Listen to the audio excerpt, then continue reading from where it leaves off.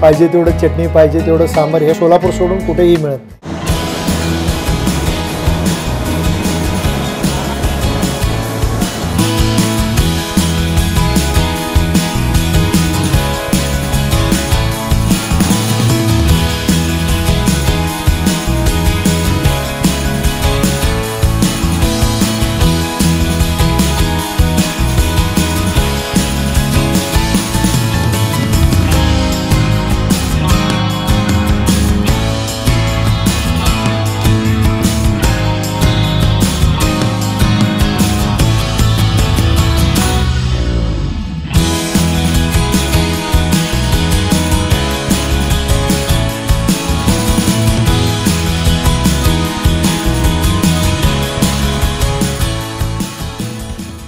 सुधा इडली सोलापूरकरांना गेली 42 वर्ष सकाळचा नाश्ता देणारं सुधा इडली गृह यांनी एक वेगळीच ओळख सोलापूरच्या खाद्य संस्कृतीत निर्माण केली आहे. सोलापुरात सुधामध्ये इडली न खाल्लेला माणूस सापडणं विरळच. सोलापुरात मुक्कामी आलेला कोणताही कलावंत असो वा पाहुणा त्याची पसंती सुधाची इडली आणि सांबर ठरलेलीच.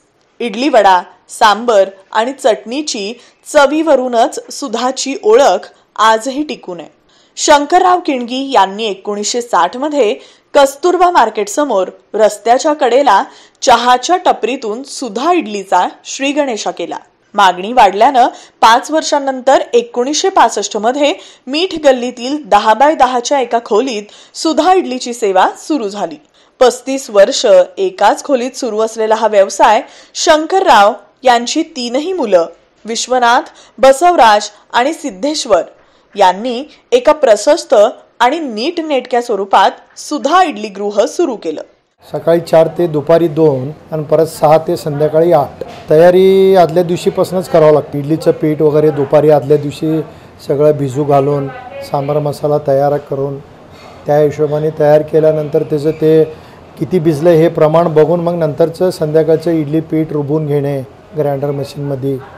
ते काय तुमचं भरपूर चटणी सांबार खाऊन आम्ही गरम खुश आहे म्हणतात. पाहिजे तेवढं चटणी, पाहिजे तेवढं सांबार हे महाराष्ट्र सोडून कुठेही मिळत. त्यात महाराष्ट्रामध्ये सोलापूर सोडून कुठेही मिळत नाही. सोलापूरकरांच्या वाढत्या मागणीनंतर 2च वर्षांनी 7 रस्ता इथं दुसरी शाखा सुरू झाली.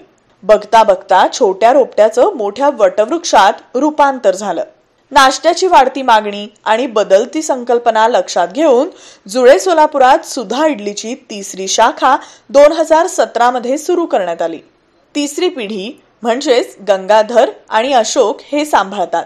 आता 4थी शाखा पुण्यात सुरू करण्याचं मानस असून नियोजन सुरू असल्याचं त्यांनी सांगितलंय.